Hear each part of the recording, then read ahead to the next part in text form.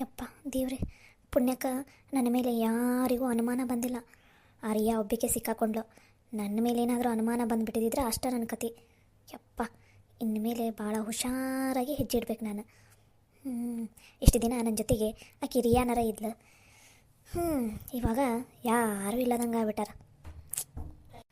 ಇಲ್ಲ ಅಂದ್ರೆ ಸುಮ್ಮನೆ ಈ ಮನೆಯಿಂದ ಬೆಂಗಳೂರಿಗೆ ಹೋಗ್ಬಿಡ್ಬೇಕು ನಾನು. ಈ ಮನೆ ಸವಾಸನ ಬೇಡ ಅಂತಂದು ಹೆಂಗಾರ ಮಾಡಿ ನನ್ನ ಗಂಡನ ಪಾಲಿಂದ ಆಸ್ತಿನ ಇಸ್ಕೊಂಡು ಈ ಮನೆಗೆ ದೊಡ್ಡದ ಕೈ ಮುಗಿದು ಹೋಗ್ತಾ ಇರ್ಬೇಕಷ್ಟೆ. ಏನಾರ ಯಾಕೆ ಬಿದ್ಕೊಂಡು ಹಾಳಾಗೋಗ್ಲಿ ಈ ಮನೆಯವ್ರು, ನನಗೆ ಎದಕ್ಕೆ ಬೇಕಾಗೈತಿ. ಈ ಅತ್ತೆಯರ ಜೊತೆ ಹೆಂಗಾರ ಸೇರಿ ಈ ಮನೆಯನ್ನೆಲ್ಲ ನನ್ನ ಹೆಸರಿಗೋ ಇಲ್ಲ ನನ್ನ ಮಗಳ ಹೆಸರಿಗೋ ಮಾಡ್ಕೊಳ್ಳೋಣ ಅಂತ ಅಂದ್ಕೊಂಡಿದ್ದೆ. ಹಾಳಾದ ಇನ್ನೇನು ನಾನು ಅಂದ್ಕೊಂಡಿರೋ ಕೆಲಸ ಆಗಬೇಕು ಅಷ್ಟೊತ್ತಿಗೆ ನಮ್ಮ ಅತ್ತಿಯರ ಅವ್ರ ಬಾಲ ಬಡಿ ಹಾಕೊಂತ್ಬಿಟ್ಟಾರ. ಅಂದರು ಯಾವುದೋ ಕಾರಣಕ್ಕೂ ಸುಮ್ಮನೆ ಆಗಬಾರ್ದು ನಾನು. ನನ್ನ ಗಂಡನ ಪಾಲಿಗೆ ಬರೋ ಆಸ್ತಿನ ಕೇಳ್ಬೇಕು ನಾನು. ಆದರೂ ಈ ಮನೆ ಏನು ಮಾಡಿದ್ರೂ ಒಬ್ಬರು ಜಗಳ ಆಡೋಕೆ ಒಲ್ಲೆ ಅಂತಾರೆ. ಅವ್ರವ್ರ ಹೊಕ್ಕಾಡ್ತಾರೆ ಇನ್ನೊಂದಿಷ್ಟು ನಾನು ಹೊಟ್ಟೆ ಉರ್ಸಾಕ. ಏನು ಮಾಡಬೇಕು ಅಂತ ನಂಗೆ ಗೊತ್ತಾಗ್ತಾ ಇಲ್ಲ ನನಗಂತೂ. ಆದರೂ ಒಂದು ಸಮಾಧಾನ ಏನಂದ್ರೆ, ಅಂತೂ ಇಂತೂ ಲಕ್ಷ್ಮಕ್ಕನ ಮಗನ ಜೀವನನಾರ ಹಾಳಾತಲ್ಲ, ಅದ ಒಂದು ದೊಡ್ಡ ಖುಷಿ ನನಗೆ. ಆ ರಿಯಾ ಯಾವುದೇ ಕಾರಣಕ್ಕೂ ಈ ಮನೆಗೆ ಬರಬಾರ್ದು, ಇಲ್ಲ ಆಕೆ ಗಂಡನ ಅಲ್ಲೇ ಇಟ್ಕೊಂಡ್ಬಿಡ್ಬೇಕು. ಎರಡರಲ್ಲೂ ಯಾವುದಾದ್ರೂ ನನಗೆ ಲಾಭ. ಜೀವನ ಪರ್ಯಂತ ನನ್ನ ಮಗನ ಜೀವನ ಹಂಗಾತಲ್ಲ ಅಂತಂದು ಚಿಂತೆ ಮಾಡಿನ ಸಾಯ್ಬೇಕಾಕಿ ಲಕ್ಷ್ಮಿ. ಹಂಗಾಗ್ಬೇಕಾಕಿದ್ದ ಜೀವನ. ಏನು ಸಂಗೀತ ಅಕ್ಕ, ಆ ಕಡೆ ಏನೋ ನೋಡ್ಕೋತಾ ಏನೋ ಯೋಚನೆ ಮಾಡ್ಕೋತಾ ನಿಂತಿದ್ದೀರಾ? ಪಂಚವ, ಹಾಗೇನಿಲ್ಲ. ಅದು ಇಷ್ಟು ತನಕ ಲ್ಯಾಪ್ಟಾಪ್ ಮುಂದೆ ಕೆಲಸ ಮಾಡಿದೆಲ್ಲ, ಕಣ್ಣಿಗೆ ಒಂದು ಸ್ವಲ್ಪ ಸ್ಟ್ರೆಸ್ ಅನ್ನಿಸ್ಬಿಟ್ಟಿರತ್ತೆ. ಅದಕ್ಕೆ ಹೊರಗಡೆ ಬಂದು ಒಂದು ಸ್ವಲ್ಪ ವಾತಾವರಣ ಎಲ್ಲ ನೋಡಾಕೊಂತಿದ್ದೆ. ಕಣ್ಣಿಂದ ಒಂದು ಸ್ವಲ್ಪ ಆರಾಮ್ ಅನ್ಸುತ್ತಂತಂದೆ. ಹೌದು, ನೀನೇನು ಇಲ್ಲಿ ಬಂದುಬಿಟ್ಟಿದ್ದೆ, ಅದು ನನ್ನ ಹತ್ರ. ಏನು ವಿಷಯ, ಏನಾದರೂ ಮಾತಾಡೋದಿತ್ತಾ? ಹಾಗೇನಿಲ್ಲ, ಹಾಗೆ ಬಂದಿದ್ದೆ. ಆ ಕಡೆನೇ ಹೋಗ್ತಾ ಇದ್ದೇವೆ, ಆದರೆ ನೀನು ಒಬ್ಬೇಕೆ ಆ ಕಡೆ ನಿಂತ್ಕೊಂಡು ಏನೋ ಯೋಚನೆ ಮಾಡ್ಕೊಂಡು ಮಾತಾಡ್ತಾ ಇರೋ ಹಂಗೆ ಕಂಡೆ. ಅದಕ್ಕೆ ಏನು ಮಾತಾಡೋಕ್ಕಂತಾಳೆ ನಮ್ಮ ಅಕ್ಕ ಅಂತ ಕೇಳೋಣ ಅಂತ ಬಂದೆ ನೋಡು. ಏನಿಲ್ಲ, ಹಂಗೆ ನಿಂತ್ಕೊಂಡಿದ್ದೆ ಅಷ್ಟೆ. ನೀನು ಹಂಗೆ ನಿಂತ್ಕೊಳಕ ಸಾಧ್ಯನೇ ಇಲ್ಲ ನೋಡಕ್ಕ. ಈ ಮನ್ಯಾಗ ಇನ್ನು ಜಗಳ ಹೆಂಗೆ ಹುಟ್ಟಿಸ್ಲಿ, ಯಾರ ಜೀವನನ ಹಾಳು ಮಾಡಲಿ, ಯಾರ್ಯಾರ ನಡುವೆ ತಂದು ಹಾಕಲಿ, ಯಾಕೆ ಈ ಮನೆಯಾಗ ಎಲ್ಲರೂ ನೆಮ್ಮದಿಯಿಂದ ಅದಾರ, ಆ ನೆಮ್ಮದಿನ ಇನ್ನೂ ಹೆಂಗೆ ಹಾಳು ಮಾಡಲಿ ಅನ್ನೋದ್ರ ಬಗ್ಗೆ ಯೋಚನೆ ಮಾಡಕೊಂತಿದ್ದಿಲ್ಲಕ್ಕ ನೀನು. ಪಂಚಮ, ಏನು ಮಾತಾಡಕೊಂತಿದ್ದೀನಿ ನೀನು? ನಾನು ಯಾಕೆ ಹಂಗೆಲ್ಲ ಯೋಚನೆ ಮಾಡಲಿ? ನನಗೂ ಈ ಮನ್ಯಾಗ ಎಲ್ಲರೂ ಖುಷಿ ಆಗಲಿ ಇರಲಿ ಅನ್ನೋದ ನನಗೂ ನಾನು ಅನ್ಕೊಳ್ಳೋದು. ನೀನು ಯಾಕೆ ಹಿಂಗೆ ಏನೇನೋ ಮಾತಾಡಕೊಂತಿದ್ದಿ? ಅಯ್ಯೋ ಸಂಗೀತಕ್ಕ, ಯಾಕೆ ಅಷ್ಟೊಂದು ಬೆವರಾಗ ಕುಂತು ಬಿಟ್ಟಿರಿ? ಏನಾಯ್ತು? ಏನು ಸೆಕೆನಾ? ಹಾಗೇನಿಲ್ಲಲ್ಲ, ಸುತ್ತಲೂ ಗಾಳಿ ಎಲ್ಲ ಬೀಸ್ತಾ ಇದೆ. ಮತ್ತು ಅದು ಎಷ್ಟು ಜೋರು ಗಾಳಿ ಬೀಸೈತಿ, ನೀನು ಯಾಕಕ್ಕ ಅಷ್ಟೊಂದು ಬೆವತಿದಿ? ಚೇಚೆ, ಹಾಗೇನಿಲ್ಲ. ಅದು ಇಷ್ಟು ತನಕ ಒಳಗಡೆ ಕುತ್ಕೊಂಡು ಬಂದೆಲ್ಲ, ಹಾಗಾಗಿ ಒಂದು ಸ್ವಲ್ಪ ಬೆವರಿತ್ತಿದ್ದೀನಿ ಅಷ್ಟೇ. ಅದನ್ನು ಬಿಟ್ಟರೆ ಮತ್ತೇನಿಲ್ಲ. ನನಗೆ ಗೊತ್ತು ಸಂಗೀತ, ರಿಯಾನ ಜೊತೆ ರಿಯಾ ಪ್ಲ್ಯಾನಲ್ಲಿ ನೀನು ಸೇರ್ಕೊಂಡಿದ್ದಿ ಅಂತ ಅನ್ನೋದು ನನಗೇನು ಗೊತ್ತಿಲ್ಲ ಅಂತ ಅಂದ್ಕೊಂಡ್ಬಿಟ್ಟಿಯೋ? ನಿನ್ನ ಎಲ್ಲ ಬಂಡವಾಳನೂ ನನಗೆ ಚೆನ್ನಾಗಿ ಗೊತ್ತೈತಿ. ಏನು ನಿನ್ನ ಮಾತಿನ ಅರ್ಥ? ಅಯ್ಯಯ್ಯೋ, ಯಾಕೆ ಸಂಗೀತ? ನಾನು ಮಾತಾಡೋದು ನಿಂಗೆ ಅರ್ಥ ಆಗಲಿಲ್ಲನ? ಹೇಳು.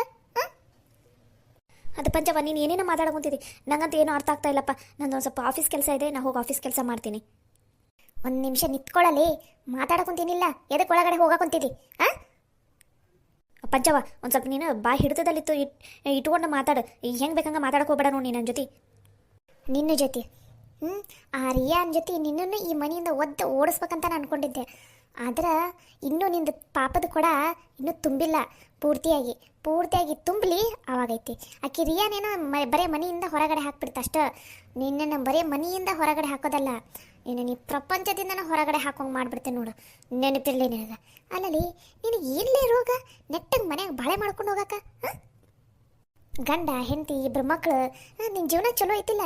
ಮನ್ಯಾಗ ಅತ್ತಿ ಕಾಟ ಇಲ್ಲ, ನಗಣ್ಯರ ಕಾಟ ಇಲ್ಲ, ಚಿಗವನವ್ರ ಕಾಟ ಇಲ್ಲ, ಮೈದ್ನವ್ರ ಕಾಟ ಇಲ್ಲ. ಮತ್ತು ಏನ್ಲೇ ರೋಗ ನಿನಗೆ ನೆಟ್ಟಗೆ ಬಾಳೆ ಮಾಡ್ಕೊಂಡು ಹೋಗಕ್ಕ? ಎದಕ್ಕೆ ಇಂಥ ದುರ್ಬುದ್ಧಿ ನಿನಗೆ? ಆ ದುರ್ಬುದ್ಧಿಯಿಂದ ನಿನಗೆ ಏನು ಒಳ್ಳೇದಾಗೈತಿ, ಏನು ಬಂದೈತಿ ಜೀವನದಾಗ ಹೇಳಿ ನೋಡೋಣ.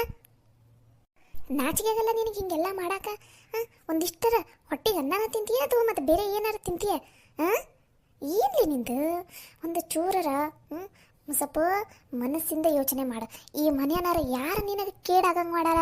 ಹಾಂ, ನೀನು ಮನೆಗೆ ಸೊಸೆಯಾಗಿ ಬಂದ ತಕ್ಷಣ ನಾನು ಬೆಂಗಳೂರು ಹೋಗ್ತೀನಿ ಅಂದ ತಕ್ಷಣ ಅತ್ತಿಯರ ನೀನು ಒಪ್ಕೊಂಡು ಸುಮ್ಮನೆ ಇದ್ರಿಲ್ಲ. ಇಷ್ಟು ದಿನ ಆದರೂ ಅತ್ತಿಯರು ನೀ ಏನಂತಿದ್ದಿ ಎಲ್ಲ ನೀನು ತಾಳಕ್ಕೆಲ್ಲ ಕುಣಿಯಾಕೊಂತಿದ್ರೆ. ನಿಜ ಹೇಳ್ಬೇಕಂದ್ರೆ ಅತ್ತಿಯರ ಮುಂಚೆ ಏನು ಅತ್ತಿಯರ ಹತ್ರ ಆ ದುರ್ಬುದ್ಧಿ ಇತ್ತಲ್ಲ, ಆ ದುರ್ಬುದ್ಧಿ ಎಲ್ಲ ಬಂದಿದ್ದು ನಿನ್ನಿಂದನ. ನೀನು ಈ ಮನೆ ಸೊಸೆಯಾಗಿ ಬಂದ ಮೇಲೆನ ಅತ್ತಿಯರು ವಿಚಿತ್ರವಾಗಿ ಆಡಾಕೊಂತಿದ್ದು. ಇನ್ನು ನಾಚಿಕೆ ಆಗಲ್ಲದೆ ನಿನಗೆ ಇಲ್ಲ ರೋಗ? ನಿನ್ನ ಜೀವನದ ನೀನು ನೋಡ್ಕೊಂಡು ಹೋಗೋಬಿಟ್ಟು ಬರೀ ಇನ್ನೊಬ್ಬರ ಜೀವನ ಹಾಳು ಮಾಡಾಕ ನೋಡ್ತಿದ್ದಿಲ್ಲ. ನಾಚಿಕೆ ಆಗಲ್ಲ ನಿನಗೆ? ಅಯ್ಯೋ ಚಿಕ್ಕಿ, ಇವರಿಗೆ ನಾಚಿಕೆ ಮಾನ ಮರ್ಯಾದೆ ಮೂರು ಇಲ್ಲದೆ ಇರೋದಕ್ಕೆ ಈ ಥರ ಎಲ್ಲ ಕೆಲಸ ಮಾಡಕೊಂತಿರೋದು.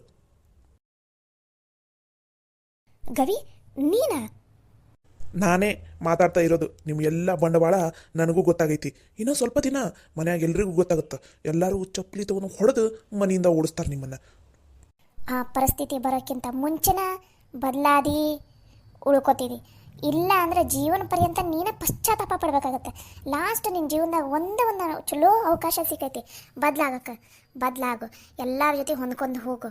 ಅದನ್ನು ಬಿಟ್ಟು ಏನಾದರೂ ಎಕ್ಸ್ಟ್ರಾ ಏನಾದ್ರು ಮತ್ತೆ ನಿಂದು ಕ್ರಿಮಿನಲ್ ಬುದ್ಧಿನ ಏನಾದರೂ ಯೂಸ್ ಮಾಡಿದಿ, ಈ ಮನ್ಯಾಗ ನಿನಗೆ ಬಿಡಿ ಕಾಸಷ್ಟು ಆಸ್ತಿ ಸಿಗಬಾರ್ದು. ಹಂಗೆ ಮಾಡಿಬಿಡ್ತೀನಿ.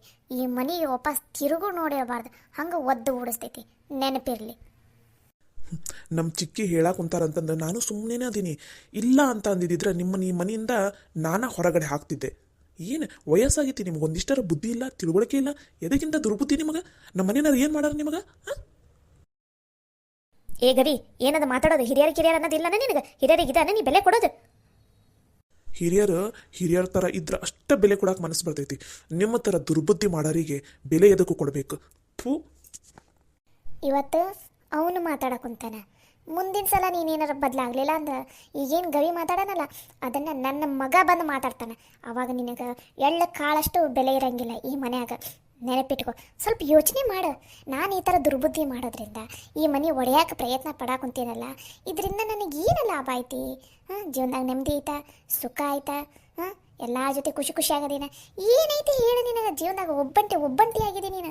ಸ್ವಲ್ಪ ಬದಲಾಗ, ಎಲ್ಲರ ಜೊತೆ ಖುಷಿಯಾಗಿ ನಕ್ಕೊಂತ ಇರು.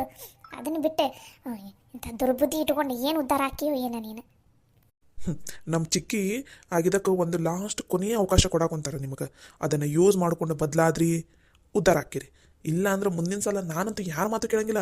ಈ ಸಲ ನಮ್ಮ ಚಿಕ್ಕಿ ಹೇಳಿದಕ್ಕೋಸ್ಕರ ನಾನು ಮಾತು ಕೇಳಾಕೊಂತೀನಿ. ಮುಂದಿನ ಸಲ ಈ ಮನೆಗೆ ಯಾರು ಅಡ್ಡ ಬಂದ್ರೂ ನಾನು ಮಾತ್ರ ಸುಮ್ಮನೆ ಇರೋಂಗಿಲ್ಲ. ಅದು ಏನು ಮಾಡ್ಬೇಕಂತ ಅಂದ್ಕೊಂಡಿರ್ತೀನೋ ಅದನ್ನೇ ಮಾಡ್ತಿರ್ತೀನಿ ನಾನು. ಏನು ಇಬ್ರು ಹೆದರ್ಸಾಕೊಂತೀರಾ? ಹೆದರ್ಸ್ತಾ ಇಲ್ಲ, ಎಚ್ಚರಿಕೆ ಕೊಡ್ತಾ ಇದ್ದೀವಿ. ಈ ವಿಷಯ ಮನೆಯವ್ರು ಎಲ್ರಿಗೂ ಗೊತ್ತಾಯ್ತಂದ್ರೆ ಮನೆಯಲ್ಲಿ ರಣರಂಗ ನಡೆದು ಬಿಡುತ್ತಾ. ಮತ್ತು ಈ ಮನೆಯಾಗದ್ದು ನೀವ ಬಲಿಯಾಗ್ಬಿಡ್ತೀರಿ. ನೆನಪಿರಲಿ, ಕೊನೆ ಅವಕಾಶ ಸರಿಯಾಗಿ ಯೂಸ್ ಮಾಡ್ಕೊಂಡು ಬದಲಾಗ್ರಿ. ಜೀವನದಾಗ ಉದ್ಧಾರನಾರ ಆಗ್ತೀರಿ.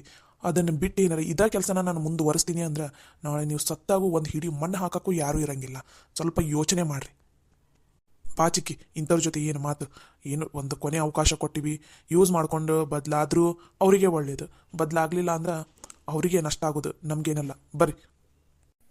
ದೊಡ್ಡವರಾಗಿ ಈ ಥರ ಸಣ್ಣ ಹುಡುಗನ ಹತ್ರ ತಿಳುವಳಿಕೆ ಬುದ್ಧಿವಾದನೆ ಹೇಳಿಸ್ಕೊಳ್ಳೋ ಅಂಥ ಪರಿಸ್ಥಿತಿ ಬರೋದು ಒಳ್ಳೆಯದಲ್ಲ. ಸ್ವಲ್ಪ ಯೋಚನೆ ಮಾಡಿರಿ. ಅಂದರೆ ಇವರಿಗೆ ನಾನು ಎಲ್ಲ ವಿಷಯನೂ ಗೊತ್ತಾಗೈತಿ. ಇವತ್ತೇನು ಇವರಿಬ್ಬರಿಗೂ ಗೊತ್ತಾಗೈತಿ ಸುಮ್ಮನೆ ಅಂದಾರ. ಈ ವಿಷಯನ ಮನೆ ಮಂದಿಗೆಲ್ಲ ಗೊತ್ತಾಗ್ಬಿಟ್ರೆ ಅಮ್ಮ ಇಲ್ಲ, ಮನೆ ಮಂದಿಗೆಲ್ಲ ಗೊತ್ತಾಗೋಕ್ಕಿಂತ ಮುಂಚೆ ನಾನೇನಾದರೂ ಮಾಡಬೇಕು. ಇಲ್ಲ ಅಂದ್ರೆ ನನ್ನ ಈ ಮನೆಯಿಂದನೇ ಒದ್ದು ಓಡಿಸ್ಬಿಡ್ತಾರೆ. ಆಮೇಲೆ ಈ ಆಸ್ತಿನಲ್ಲಿ ಒಂದು ಬಿಡಿಗಾಸು ಸಿಗೋದಿಲ್ಲ. ಅದು ಮಾತ್ರ ನಿಜ.